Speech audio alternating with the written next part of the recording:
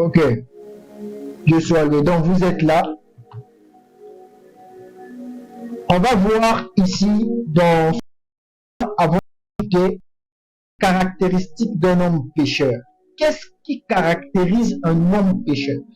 Premièrement, un homme pécheur, il a la nature du premier Adam en lui. D'accord? Il a la nature du premier Adam en lui.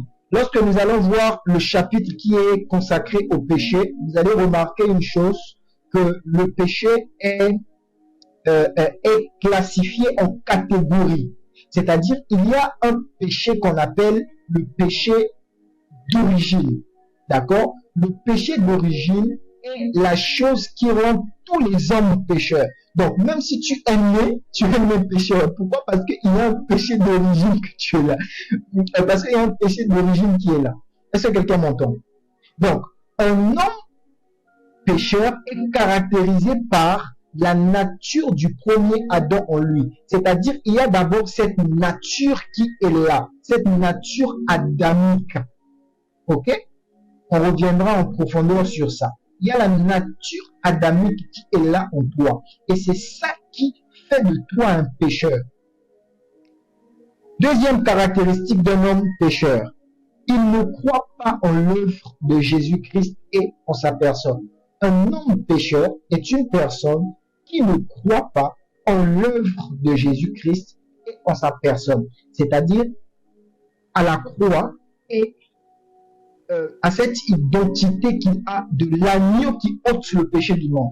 J'ai envie de dire à quelqu'un, à Yom Kippour, chaque année, chaque personne allait avec un agneau, vers le souverain sacrificateur. Et sa confiance était dans cet animal. Maintenant, si tu ne crois pas à cet animal, permettez-moi de dire ça comme ça parce qu'il est l'agneau, donc il est l'animal, à cet animal que Jésus-Christ est pour nous, alors nous péchons. Amen. Troisième caractéristique d'un homme pécheur, il s'efforce de plaire à Dieu au moyen de ses efforts. Amen. Troisième caractéristique d'un homme pécheur, il s'efforce de plaire à Dieu au moyen de ses efforts. Un homme pécheur est un homme qui s'efforce de plaire à Dieu par ses propres moyens. Tu t'efforces de plaire à Dieu parce que tu travailles dur. Tu t'efforces de plaire à Dieu parce que tu fais ceci, tu fais cela, au lieu de demander le secours de Dieu. Et quatrième caractéristique d'un homme pécheur, un homme pécheur est un homme qui laisse les désirs charnels et les passions de la chair être au centre de sa vie. Amen. Un homme charnel, un homme qui laisse les passions de la chair être au centre de sa vie. C'est l'une des caractéristiques d'un homme qui est pécheur. Amen. Une autre caractéristique d'un homme pécheur, je pense que c'est la cinquième caractéristique, il ne demeure plus dans la présence de Dieu. Une personne qui est pécheur, il a peur de rester dans la présence de Dieu. Est-ce que quelqu'un m'entend? Est-ce que quelqu'un m'entend? Un homme pécheur a peur d'être dans la présence de Dieu. Pourquoi? Parce qu'il a peur d'être jugé de Dieu. Il a peur d'être jugé par Dieu. C'est pourquoi vous allez remarquer que lorsque l'homme a péché, au commencement dans le livre de Genèse 3, il avait fui pour aller se cacher. Un homme pécheur n'a pas la force de se tenir dans la présence de Dieu. Ah oui. Pourquoi? Parce que tu vas voir ta nudité. Tu vas voir ta nudité. Ta nudité n'est plus couverte. Ta nudité est exposée.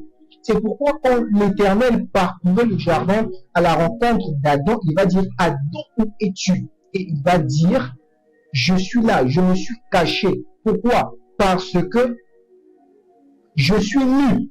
Et Dieu va lui dire, qui t'a dit que tu es nu? As-tu mangé l'arbre de la connaissance du bien et du mal que je t'avais interdit? Et Adam a dit, oui, c'est la femme que tu as mis à mes côtés qui me l'a donnée. Et Dieu a su automatiquement que l'homme avait péché. Vous pouvez lire le livre de Genèse 3. Au sein de notre plateforme, nous vous donnons la possibilité de devenir formateur après le suivi de votre cursus scolaire. L'école des mystères est un cadre approprié pour ceux qui ressentent l'appel de Dieu, mais aussi pour ceux qui l'ignorent. Pour l'éducation et la formation, nous sommes l'Université de la foi et de l'Esprit, International Community School of Faith, avec 3 modules clés à savoir 1. Recyclage spirituel 2. Affermissement dans la foi chrétienne 3. Prépare-toi au ministère. Nous t'aidons à devenir un fils de Dieu ou incapable d'exprimer sa lumière et sa saveur à la création. Grâce et paix, nous reconnaissons que Jésus-Christ est vivant. Amen. L'école des mystères vous propose 2 modules avancés aussi, pour l'éducation et la formation. On cite 1. Académie mystique 2.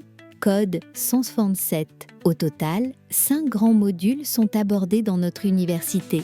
Que le Dieu de l'excellence vous bénisse et n'oubliez pas de rejoindre ce grand réseau des assoiffés de Jésus-Christ de Nazareth, le Fils unique de Dieu venu en chair. Abonnez-vous pour ne rien rater de nos programmes. Laissez un commentaire pour nous aider à voir que vous nous suivez réellement et enfin, partagez à 10 personnes de votre choix afin de nous aider à développer cette grande communauté que nous sommes.